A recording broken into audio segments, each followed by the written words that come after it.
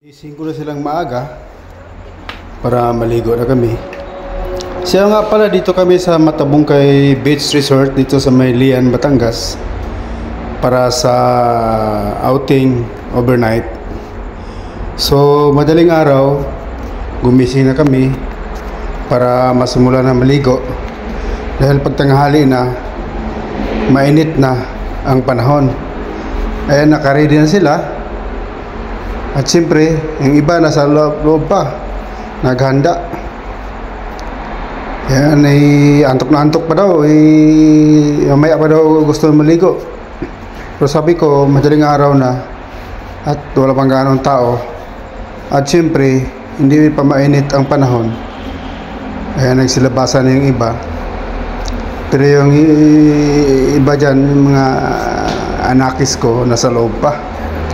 Binabalik-bilikan pa para ayan, ready na yung isari kayong bunso, yung kanyang salbabida.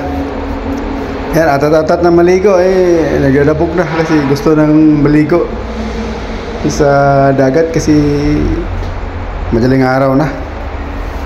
Ayan, ulo, naligo na kami kahapon. Pagdating pa lang namin dito, alas 3 ng hapon, naligo na kami.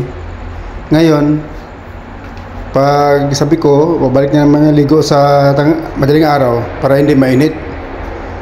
Ayan, pabalik-balik sa loob kasi yung iba, inaantok pa daw. Ayan, nakahiga pa.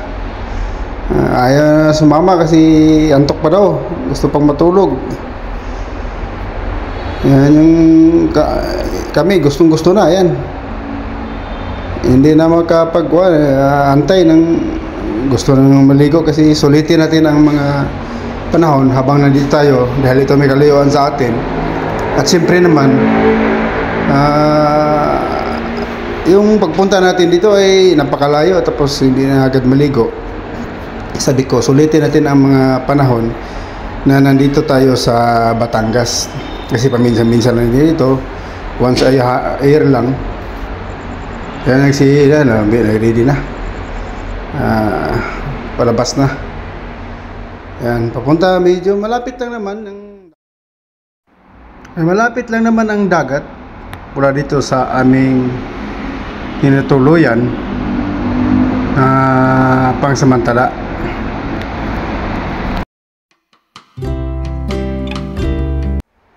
Yan, dito ay public places naman to, public area ng Matabungkay Beach Resort dito sa may Batangas, sa Maylian, Batangas.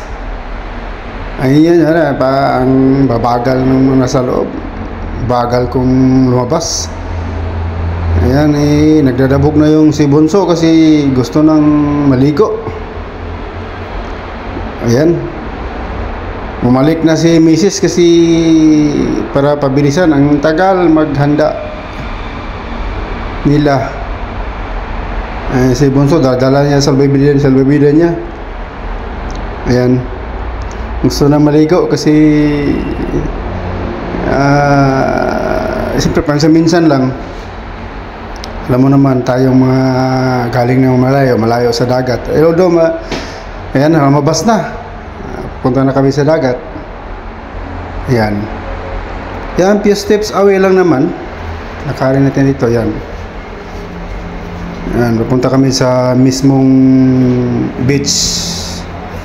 Mga ilang hakbang lang mula sa tinutuluyan namin, yung beach na aming inaupahan. Ayan, nakahanda na. Madaling araw, maganda maligo kasi hindi mainit. Hindi ka magkakaroon ng sunburn. Ayan, dito na tayo sa pinaka-best. Ganito ang makita nyo ito yung madaling araw, mga tanawin na madalas nyo makita sa madaling araw. Medyo wala pang gaanong tao, nagpapahinga kasi yung iba nag-overnight, natutulog. Kami naman, sinadya talaga namin na madaling araw para maligo, masimula maligo kasi hindi mainit. Yan, ganito yung mga sitwasyon dito. Gusto mong kumain, meron ditong mga kainan. Ayan, yung kanilang mga specialty dito. Yan, mga tapsilog, mga iba pa. Yan, mga iba, yan, open na yung mga bilihan ng mga pagkain. Yan yung pinaka-beach. Pinaka-beach kung saan mga yan yung mga balsa o kaya tinatawag nilang floating cottage. Ayan. Yan, ito madilim-dilim pa. Dito na part na to. At saka siyempre, halika. Samahan niyo ako sa aming pagligo para sa umaga na to. Dito sa may Matabongkay Beach Resort. Dito sa Lian, Batangas. Ayan. Yan, wala pang gaanong tao. Yan yung mga balsa, wala pang gaanong nangungupahan na grinta. Wala kasing gaanong kumukuha ng balsa pag mga overnight kasi siyempre pag balsa kukunin mo, maya baka mag high tide ano kayo sa gitna, mahirap na. Dito banda yung mga kainan, mga beach. Doon naman banda ang mga walang ganong balsa. Ayan yung mga porent na mga bangka, hinihila by group yan, by grupo yan.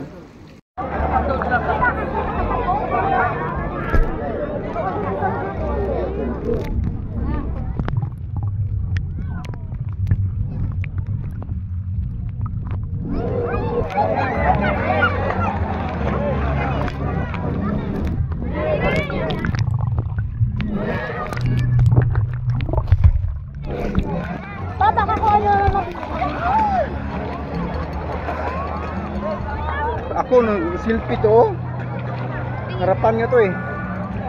Ano? Harapan niya no?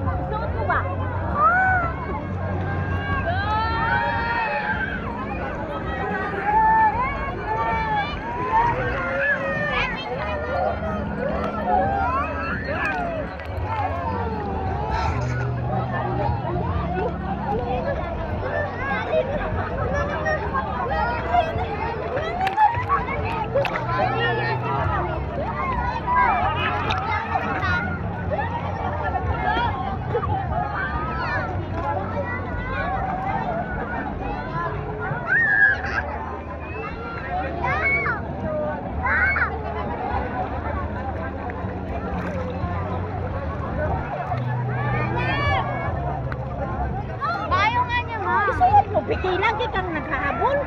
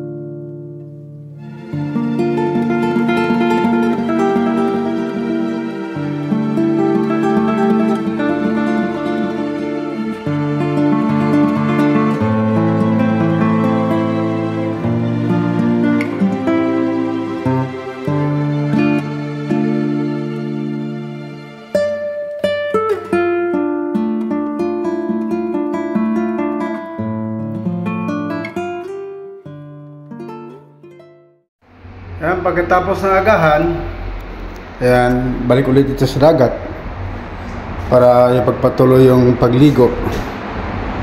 Kasi yan nga, sabi ko, kailangan sulitin natin kasi malayo ito sa atin.